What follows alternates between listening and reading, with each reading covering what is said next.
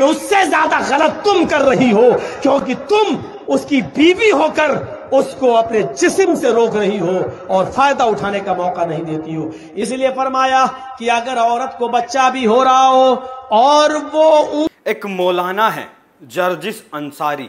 जर्जिस अंसारी की पहचान ये है कि उसके वीडियो इस विषय में बहुत होते हैं कि औरतों को शोहर के लिए क्या क्या करना चाहिए, औरतों को कैसे शोहर की खिदमत करनी चाहिए, औरतों को कितनी लिपस्टिक लगानी चाहिए, या फिर औरतों को तब भी सेक्स के लिए उपलब्ध रहना चाहिए जब वो ऊंट पर बैठी हो, मतलब अपनी गर्भावस्था के अंतिम दिन में हो।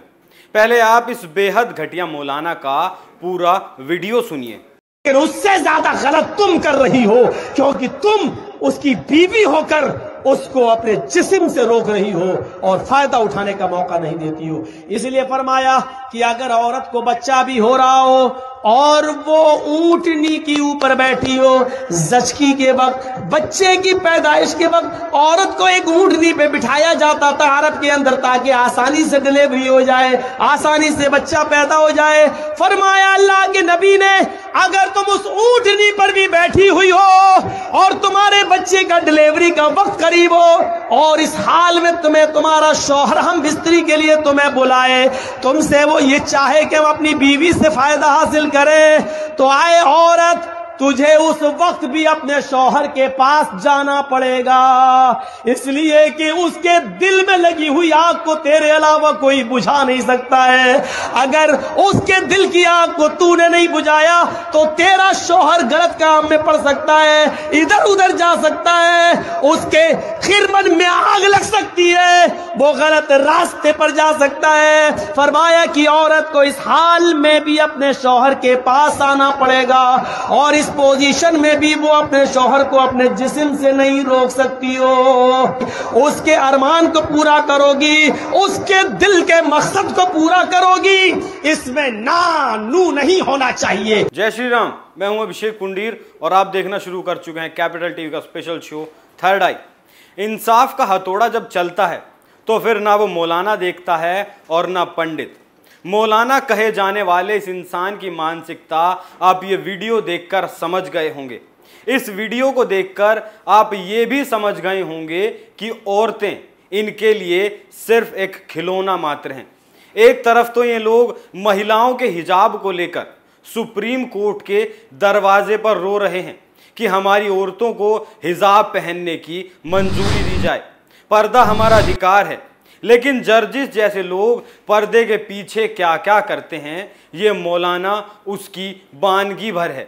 ऐसी ही न जाने कितनी मुस्लिम बहन बेटियां दबी कुचली जाती हैं इनकी हवस के तले। पहले आपको वो मामला बताता हूं जिस वजह से इस मौलाना की हंसी बंद हुई। मौलाना जर्जिस को जिस मामले में सजा सुनाई गई है वो करीब 6.5 साल पहले दर्ज किया गया था। मीडिया के मुताबिक ये मामला दर्ज कराने वाली पीड़िता ने बताया था, मौलाना जर्जिस वाराणसी में तकरीर करने के लिए आता था। उस दौरान वो वाराणसी के होटलों में रुका करता था। तकरीर के दौरान ही साल 2013 में उसका परिचय मौलाना जर्जिस से हुआ था। उसी दौरान वो उसे होटल में ले जाता था। होटल में मौलाना जर्जिस ने उसके साथ रेप किया था और उसका अश्लील वीडियो भी बनाया था।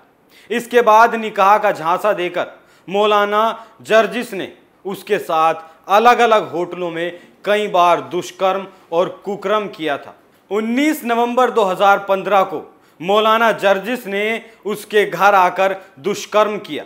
उसके बाद मौलाना ने उसे समाज में बदनाम करने की धमकी भी दी और फिर काफ़ी वक्त बीतने के बाद भी उसके साथ निकाह नहीं किया। तो वो बनारस के एसएसपी के पास पहुंची और कहा कि कम से कम उसकी शिकायत तो दर्ज की जाए।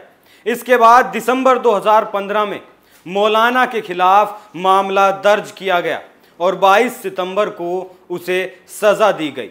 रिपोर्ट ऐसा भी दावा करती हैं कि पेशी के दौरान मौलाना हंसता हुआ आया था, जैसे उसे यकीन था कि उसे सज़ा नहीं होगी, वो आसानी से बच जाएगा। तो वहीं जैसे ही उसे सज़ा सुनाई गई वैसे ही उसके चेहरे की हंसी गायब हो गई। होनी ही थी, क्योंकि सजा 10 साल की थी, 10 साल जेल में जो रहना है। लोग आखिर इन जैसों की बातों में आ कैसे जाते हैं? क्या इन लोगों को सुनने वाले अपनी बुद्धि का बिल्कुल इस्तेमाल नहीं करते? क्या उन्हें समझ नहीं आता कि ये लोग धर्म की बात कर रहे हैं या फिर अच्छे खासे समाज में जहर घोलने का काम कर रहे हैं? लेकिन मौलाना के वकील ने अभी हिम्मत नहीं हारी है। उसके वकील ने कहा है कि वो सुप्रीम कोर्ट में अर्जी लगाएंगे, लेकिन मौलाना को सजा नहीं होने देंगे। इस कहानी का एक और चैप्टर भी है। भड़काऊ वीडियो की अंतहीन श्रृंखला है मौलाना की। मौलाना जर्जिस की एक नहीं बल्कि तमाम वीडियोस ऐसी हैं जिनमें वो लोगों को इस्लाम की दुहाई देकर औरतों को लेकर भड़काते हुए दिखाई दे रहा है, और साथ ही मुस्लिम औरतों को आदमियों की इच्छाओं का गुलाम बताते हुए भी नजर आ रहा है। एक तो वीडियो वही है जो आपको दिखाई गई है, जिसमें वो कहता है कि अगर किसी औरत का शौहर उसके साथ तब भी जिस्मानी संबंध बनाने की बात कहे जब वो ऊंट पर बैठी हो, तो भी उसे इनकार नहीं करना चाहिए, क्योंकि उसे जन्नत तभी मिलेगी जब वो अपने शौहर को जिस्मानी तौर पर खुश रखेगी। अब आप ऊंट पर बैठने का भी मतलब समझिए। आखिर ऊंट पर इस मौलाना का इतना जोर क्यों है? ऊंट पर बैठने का अर्थ क्या है? ऊंट पर बैठने तक तो ठीक है, लेकिन ऐसा कब होता है कि औरतें ऊंट पर बैठें? तो ये बात भी साफ हो गई है कि ऊंटनी के ऊपर बैठना क्या होता है। ऊंटनी के ऊपर बैठने का मतलब है जब औरत को बच्चा होने वाला होता है और उसके प्रसव को आसानी से कराए जाने के लिए उसे ऊंटनी पर अरब देशों में बैठाया जाता था, जिससे आसानी से बच्चा पैदा हो सके। तो मौलाना का कहना था कि अगर औरत अपनी गर्भावस्था की उस स्थिति में भी है कि उसे ऊंटनी पर बैठाया गया है, मतलब उसकी डिलीवरी लगभग होने वाली है, उस वक्त भी उसका शौहर ये कहता है कि वो जिस्मानी ताल्लुक करना चाहता है, तो भी वो इनकार नहीं कर सकती।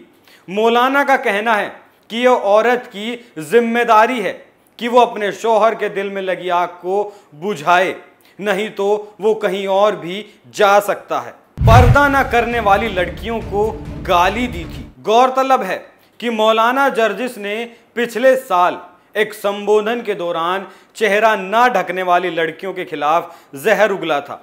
उनसे इस दौरान लड़कियों के बेपर्दा घूमने पर पूरी कौम को मरा हुआ और आईसीयू में पड़ा बता रहा था। मौलाना के इसी संबोधन का एक वीडियो भी सामने आया था। इस वीडियो में मौलाना ने पीएम मोदी और सीएम योगी पर भी विवादित टिप्पणियां की थी, जिसमें मौलाना कहता है कि जलसों में लड़कियां ऐसे सज धज कर आती हैं जैसे इनकी शादी हो रही हो, और लड़के इसलिए आते हैं कि उस लड़की को पसंद कर सकें जिससे वो शादी करेंगे। मौलाना ने कहा था कि ये सब उसे ऐसा लगता है जैसे ये शब्द ऐसे हैं जो मैं आपके सामने नहीं बोल सकता। एक औरत का बलात्कार करने की सजा पाने वाले मौलाना जर्जिस ने औरतों को ब्यूटी पार्लर में जाने को लेकर कहा था कि औरत औरत होती है, मतलब छिपाई जाने वाली चीज, और हिजाब का विरोध करने वाली मुस्लिम महिलाओं के लिए भी मौलाना ने गालियां बकी थी। लेकिन मजे की बात यह है कि औरतों को नीचा समझने वाले, औरतों को शौहर के लिए सिर्फ और सिर्फ सेक्स मशीन बताने वाले और मेकअप करने वाली लड़कियों और औरतों को गालियां बकने वाला मौलाना अब खुद ही बलात्कार के मामले में जेल में सड़ेगा। अब मौलाना किसे कोसेगा और किसकी बुराई करेगा, क्योंकि जेल में उसकी सुनने वाला कोई नहीं होगा। मजे की एक बात और भी है कि यही सब बातें अगर कोई हिंदू कहता तो उसके बहाने पूरे हिंदू धर्म को बदनाम करने वाली फेमिनिस्ट चिल्ला चिल्ला कर कहती कि औरतों का शोषण हो रहा है। लेकिन ये इस्लाम का झंडा उठाने वाले मौलाना इतने बड़े पाप पर चुप क्यों हैं? इतना ही नहीं, ये फेमिनिस्ट औरतें मौलाना के उन वीडियो के विरुद्ध भी मौन रही थी जिनमें वो औरतों को गालियां दे रहा था और बेपर्दा औरतों को जैसे पूरी तरह से उपलब्ध बता रहा है। कभी कभी वास्तव में ही लगता है फेमिनिज्म और कुछ नहीं बल्कि कट्टरपंथी इस्लाम का ही एक साथी है। इन लोगों की गंदी सोच से तो आपको वाकिफ करा दिया, लेकिन एक बात और जो गौर करने वाली है वो ये है कि इन जैसों की सोच को बदला नहीं जा सकता। आज के लिए थर्ड आई में इतना ही। कल फिर मुलाकात होगी एक नए मुद्दे के साथ। तब तक देखते रहिए कैपिटल टीवी। सतर्क रहिए, सुरक्षित रहिए। नमस्कार।